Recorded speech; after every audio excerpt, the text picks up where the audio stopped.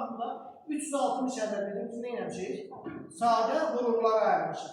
Deyəndə necə deyirik? Sadə qurumlara ayırmışıq. Demirik ki, sadə bölənlərə ayırmışıq. Deyirik, sadə qurumlara ayırmışıq.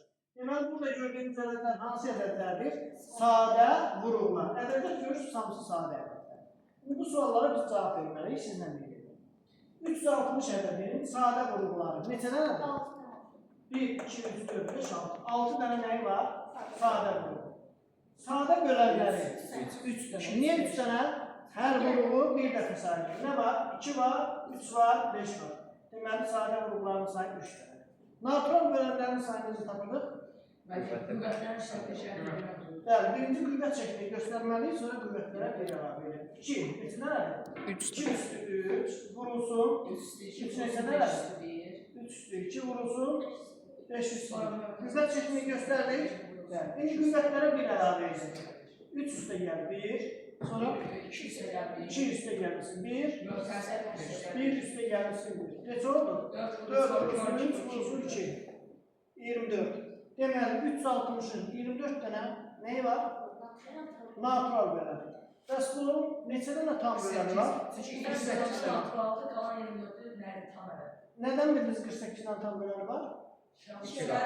Niyə içə vurur? Bəli, eyni ədədlərin həm müsbəti, həm mənfisi onun natural bölənləridir.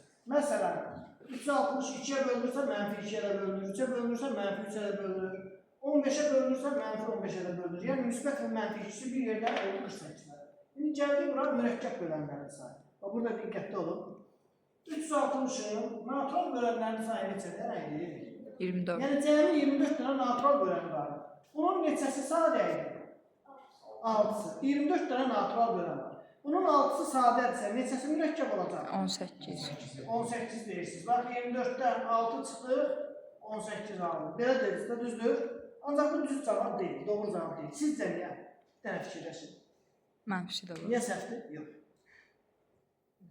Deməli, 18 dənə natural, 24 dənə natural bölən var. Onun 6-sı sadə idi. Biz məntiqlə 24 dənədən 6-nı çıxdıq. Yerdə mürəkkəblər qalmalıydı, düzdür? 24-dən 6 çıxdıq, qaldı 18. Ancaq cavab düz deyil. Niyə? Niyə? Elə bir ədəd vardı ki, nə sadə olsun, nə mürəkkəb?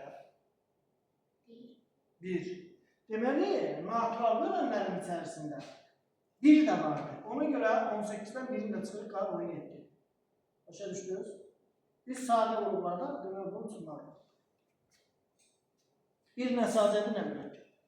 Sonra tək natural bölənlər. Baxın, tək natural bölənlər. Bu hissəyə baxaq, tək natural bölənlər. Əgər qrupda cüt ədəd yoxdursa, onun bölənləri də cüt olmayacaq, yəni tək olacaq. Bu ədəddə 2 üstü 3 var da. 360-ın qrupların içində 2 üstü 3 var. Biz bu 2 üstü 3-ü silsək, yerdə nə qalacaq? 3 üstü 2, vurulsun 5 üstü 1. Yəni, bunun bölənlərini tapsaq, elə 360-ın tək natural bölənlərini tapmış olur.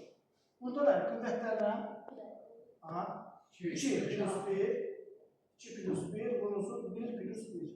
Neçə oldu? 6. 6 dənə nəyi var? Tək natural. 6 dənəsi təkdirsə, onda cüt natural bölənlər neçə dənə olacaq? 24-dən 6 çıxacaq. 24 çıx 6, 18 dənə cüt natural bölənlər. Bu da tək natural bölənlər. Aydın oldu hamısı?